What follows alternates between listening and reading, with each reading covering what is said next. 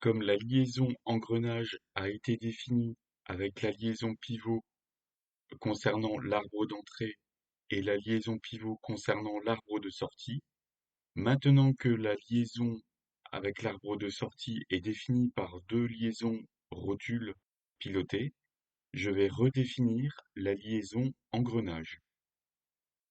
Sous application mécanisme, je vais développer liaison, puis engrenage, et je vais redéfinir la liaison par engrenage.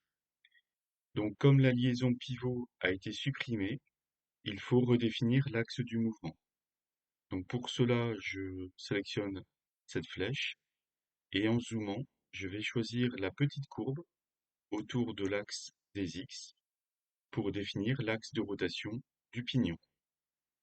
En dessous de diamètre, je conserve la valeur du diamètre primitif de 40 et en dessous de emplacement de l'icône, je vais définir le plan de l'engrenage.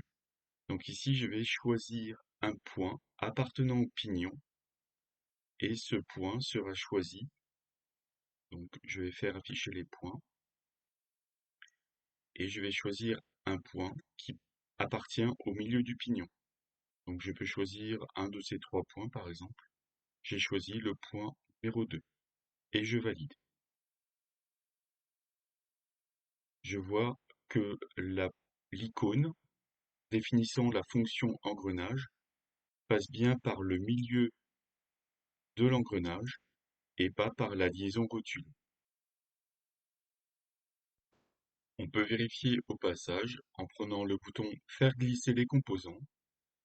Je sélectionne la poignée et on constate bien que l'engrenage fonctionne correctement.